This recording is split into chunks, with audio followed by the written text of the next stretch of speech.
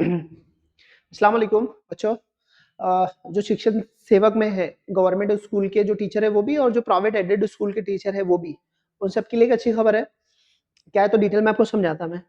उससे पहले जो महा टीईटी की तैयारी कर रहे होगे ना अभी 26 में, जून में एग्जाम लगभग कंफर्म है, जून में एग्जाम होना है, तो जो भी तैयारी कर रहे होंगे तो ऑनलाइन ऑफलाइन बैचेस है उनकी, उसमें पूरी डिटेल में तैयारी कराते हैं आपको। सबसे अच्छे रिजल्ट आते हैं महाराष्ट्र में, पूरा डिटेल में पेपर एनालिसिस करके डिटेल तरीके से पढ़ाया जाता है। लाइव क्लासेस है, रिकॉर्डेड लेक्चर है, प्रैक्टिसेस है, टेस्ट सीरीज है, हर चीज आपको मिलेगी। बाहर से आपको कुछ करना नहीं पड़ेगा। जो भी इंटरेस्टेड है यहाँ पे कॉन्टेक्ट डिटेल है, ऑफलाइन के लिए है और ऑनलाइन के लिए है, तो कॉल कर सकते हैं, ठीक है। हाँ, इससे पहले जो टीईटी का रिजल्ट है ना, उसमें पूरे महाराष्ट्र का 10 से ज्यादा रिजल्ट नहीं आता, 10% से ज्यादा रिजल्ट नहीं आता। ऑलमोस्ट 40 to 50% रिजल्ट आते हैं अपनी क्लासेस के। बहुत अच्छे से तैयारी कराते हैं। आप बहुत सारे प्रीवियस के रिकॉर्डेड वीडियो यूट्यूब पे है, आप जाके देख लेना। पेपर के एक दिन के पहले का रिवीजन, एक दिन या 2-4 दिन पहले का रिवीजन और पेपर में जो क्वेश्चन पूछे गए वो आपको फर्क क्लियर दिखेगा, तो एक बार चेक कर लेना, ठीक है। तो समझते हैं अभी के लिए ये शिक्षण सेवक का कहते हैं। देखिए ये जो है ना, ये अभी का हाल ही का है, 12 फरवरी 2026, ये यहाँ पे मेंशन है डेट। और ये किसने मतलब ये जो ये शासन निर्णय है गवर्नमेंट का, जो जीआर है, वो शालेय शिक्षण वो क्रीड़ा विभाग है। शालेय शिक्षण जो विभाग है, ये प्राइमरी टीचर और माध्यमिक टीचर का पूरा सारा उनके पास मैनेजमेंट है। टीचर की रिक्रूटमेंट, उनके नियम गेम सारे उनके अंडर में ही आते हैं। तो ऑफिशियली उन्होंने ये अनाउंस किया है, उनकी ऑफिशियल वेबसाइट पे आप जाके देख सकते हैं, ठीक। नीचे वेबसाइट भी दी है। तो यहाँ पर ये जो बातें हैं पहले वाले क्लॉज में, देखो ये वाले यहाँ तक, कब तक, ये अगला पेज है यहाँ तक, ये यहाँ तक, अगले पेज पे जो शासन यहाँ, ये यहाँ तक, मतलब यहाँ से पहले आप पढ़ेंगे तो आपको यहाँ से पहले यहाँ तक, यहाँ से मेन आपके लिए है।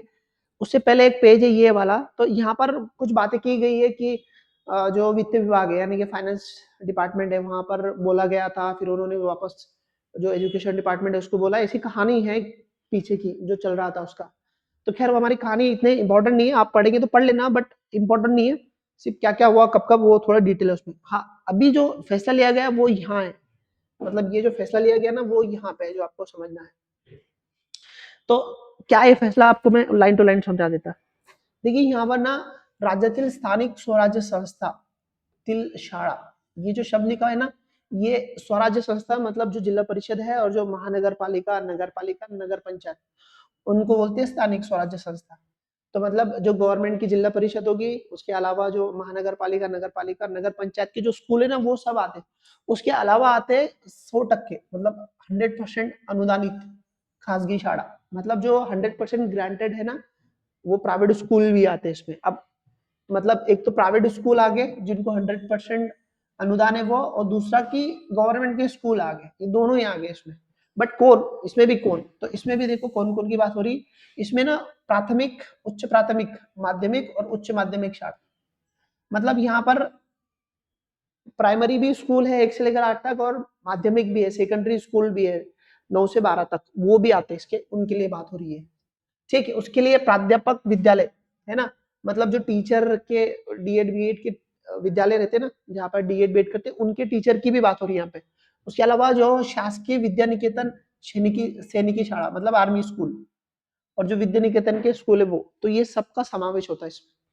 अब इन सबका समावेश होता है, मतलब इसमें काम करने वाले टीचर की बात हो रही है, जो शिक्षण सेवक रही है।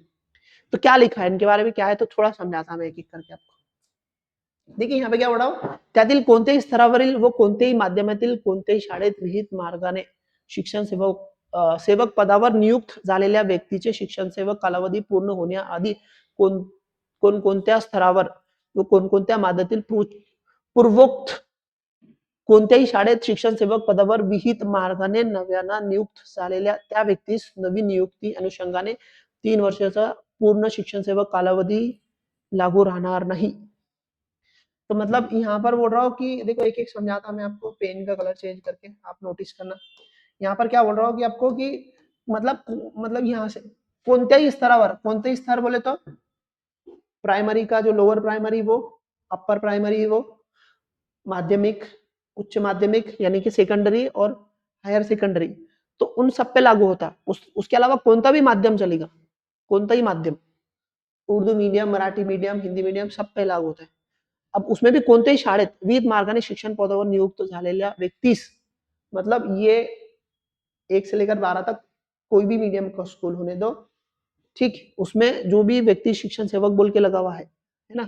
मतलब उसकी नियुक्ति शिक्षण सेवक बोल के कालावधि पूर्ण होने आदि, तो उसका कालावधि पूरा नहीं हुआ, 3 साल का उसका शिक्षण सेवक रहता, तो कालावधी पूरा नाही हुआ और उसके बीच में कालावधी कोणत्याही स्तरावर कोणत्याही माध्यमात पूर्वोक्त कोणत्याही शाळेत शिक्षण सेवक पदावर विहित मार्गाने नव्याने नियुक्त झाल्यास, मतलब आप पहले से कोई टीचर है और आपकी नवे से नियुक्ति हुई कोणते भी माध्यम में, कोणते भी स्तर पे।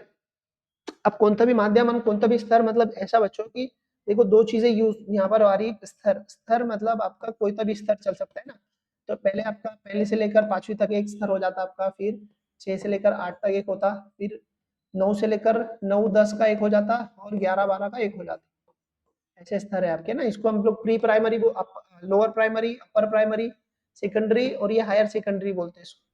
तो ये कोई भी स्तर में आप पहले से काम कर रहे होंगे। और माध्यम, एक शब्द यूज किया रहा वहां पे, माध्यम। माध्यम मतलब आप कोई भी मीडियम के स्कूल में हो सकते हैं, आप हिंदी में हो सकते हैं, आप उर्दू में हो सकते हैं, आप उर्दू में हो सकते हैं, आप मराठी में हो सकते हैं।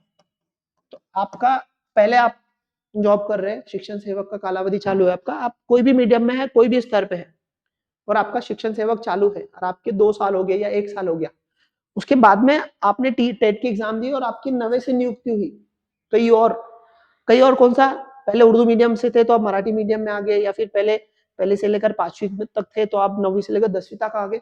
तो कोई भी स्तर में आपसे नए से नियुक्ति हुई तो आपका जो मतलब शिक्षण सेवक जो नवे मतलब फिर से आपको गिनाया जाता था वो लागू रहेगा नहीं अभी।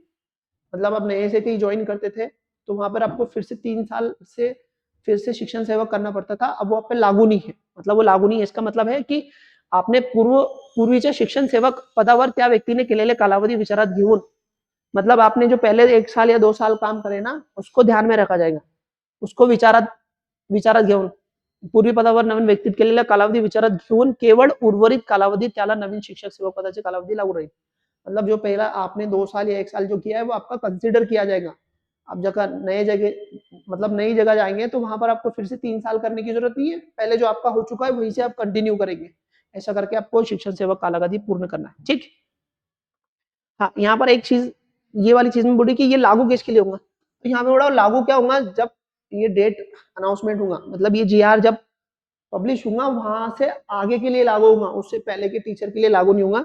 क्योंकि यहाँ पे क्लियरली मेंशन है, सदर निर्णय निर्गमित होण्याच्या दिनांकास उमेदवार शिक्षण सेवक कालावधी, मतलब ये जो निर्गमित होगा, मतलब जिस दिन पब्लिश हुआ, कब हुआ, 18 तारीख, सॉरी 18 फरवरी को, ना ऊपर तारीख है उसकी यहाँ पर।